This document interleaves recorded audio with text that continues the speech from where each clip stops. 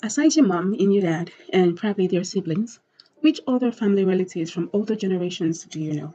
What heirlooms, property, or traditions have been passed down to you, and how do you intend to pass this on to future generations? Also, think about securing your family's future and generational wealth. What are you doing today to get this in motion? This is what this video is going to be about, so let's jump right into it.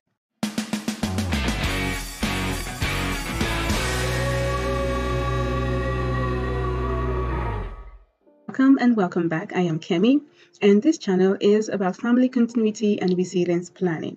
Today's video is actually about family continuity planning. What exactly does that mean? So here's the outline for our episode today.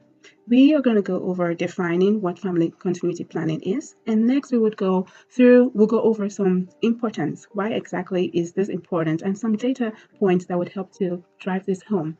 Next, we would talk about some misconceptions and myths that are associated with this topic, and we are going to wrap up with some quick action steps of what you can do to get started with securing your family's continuity.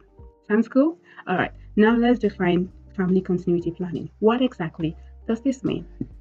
To understand what this is, we are going to take apart each word, define them individually, and then we'll bring them all back together and build the definition from there. So let's start with the very last word, planning. Now, to plan is actually to put in place systems or strategies, things that can help with achieving a goal or a mission.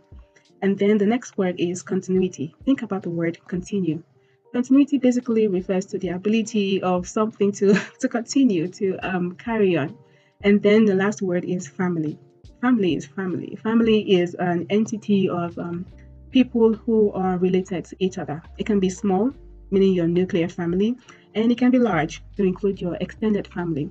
If you are married, your nuclear family will be you, your spouse, and your offspring. That's your children. And if you are not married, it will be you, your parents, and your siblings, if you have siblings. And for extended families, this can go as large as grandparents, great-grandparents, whichever people you still have alive, uncles, aunts, cousins, first cousins removed, second cousins. I don't know what that means, but I know people say first cousins removed. That's just funny. But you get the concept of what family is. So piecing it all together, family continuity planning refers to that intentional act of putting in place systems and strategies that help to ensure that your family continues in regards to their existence. So whatever things you are doing to ensure the security and stability of your family, and also to ensure the preservation of family legacy, and also things like generational wealth and even estate planning. All of these are things that come into picture when we are defining what family continuity planning is. And now this is not a very exhaustive definition, but it is sufficient enough for today's video. As we go on, we would define it in probably lengthier versions, but let's run with it for now.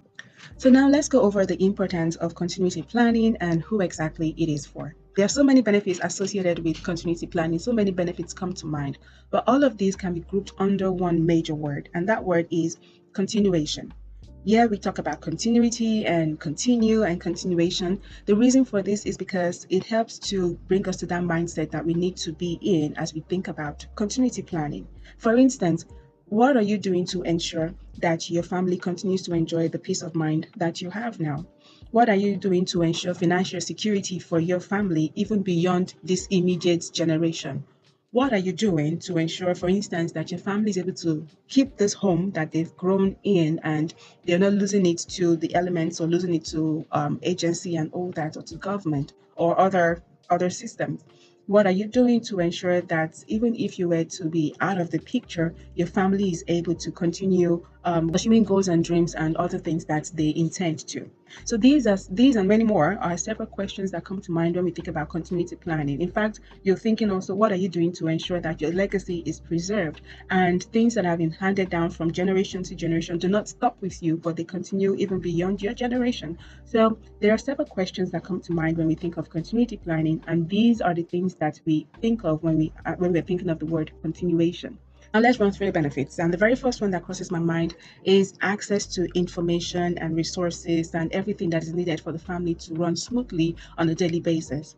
I like to champion the concept of having a family email address. And here's why. Having a family email address helps to ensure that you can contain information in one place. So it's not stuck in daddy's email account, or neither is it stuck in mom's email account, but it's stuck in the families, and both spouses have access to it. And what exactly you're going to do with this is things like your subscriptions, things like accounts that are for the family, and things that are just, for the whole family's benefit. You use that email address to sign up for those things. And regardless of where each spouse or each person is, as long as you have access to that family email address, email account, you can also access the things that you need to. Another use case that crosses my mind is, for instance, the whole family is out on an international trip, and for some weird reason you're stuck. You can't get back on your flight to come back home except you provide some documents. Well, these documents, you don't have access to them because you're not home, you're miles away from home. Now, because you've done the work of continuity planning and you've done one of the steps, which is to back up your documents, it means wherever you are in the world, as long as you have access to internet, you would be able to retrieve your documents, especially if you've saved them to the cloud. So continuity planning helps to ensure that no matter where you are, you have access to information and the resources that just ensure that your family can run smoothly.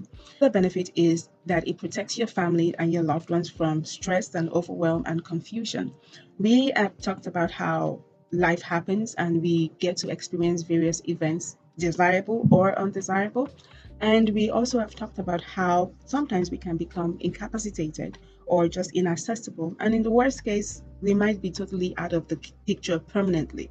In these situations, our loved ones are dealing with what has happened to us, but they should not also be struggling with decisions about how to move forward. So if you've done the work of continuity planning, you would have put in place documents, you'd have made sure that there's access to those documents and access to the resources. There's information that is captured and accessible to them.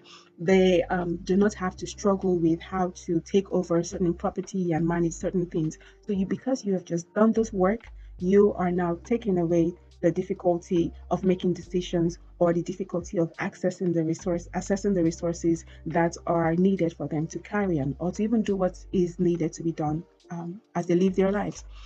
Another benefit, this in fact is very particular to me, is it is a pathway to generational wealth. We all talk about generational wealth and it's a buzz thing right now, but how do you ensure generational wealth if you have not put in place systems that help to transfer what you have from one generation to another and to the future generations? So continuity planning actually helps to ensure that all the work you've done doesn't end with you, and it doesn't just end with the children. Hopefully they get the memo and everybody plays by the rule.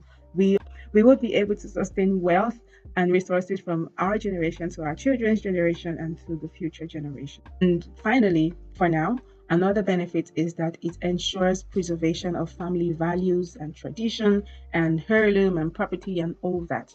Different people have been entrusted with recipes and pictures and property, values, stories, just different things. And it is essential that these things are passed on from one generation to the next generation. So we want to ensure that with continuity planning, we are making plans that ensure that what has been passed on doesn't just die with us, it doesn't just disappear with us, but it is preserved and other generations can enjoy this also.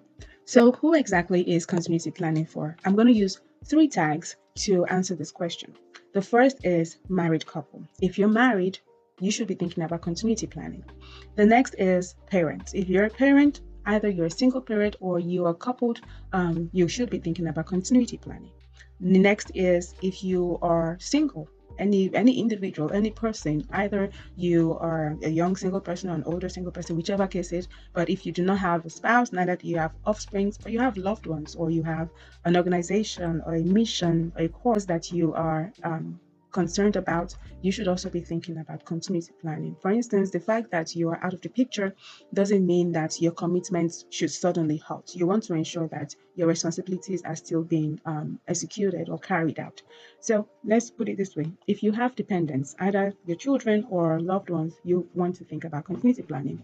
If you're stewardship minded, you should also be thinking about continuity planning. I believe being a good steward also comes into planning for how the resources that we've been entrusted with are being utilized.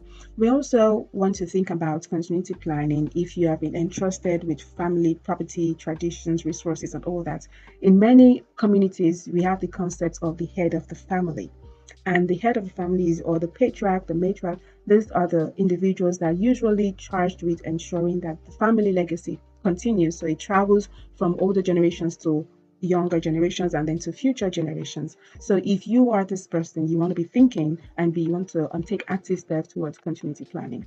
And then if you are catching on to this buzzword of generational wealth, and if you have generational wealth and security in mind, you also should be thinking about continuity planning. So continuity planning is peace of mind planning, and it's also preservation planning. It ensures that your legacy doesn't end with you alone, but it continues from the next generation to the next generation.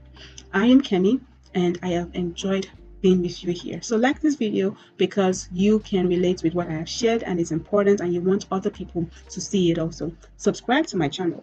That way you get to see other content I put out. In fact, you also need to put on the to activate the notification bell. So when I put stuff out, you get it. And lastly, please share.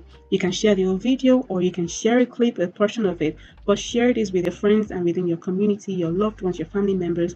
So one family at a time, we are all taking action, taking the right steps to ensure that our families are secure and our resilience is guaranteed. Till the next time with me. Bye.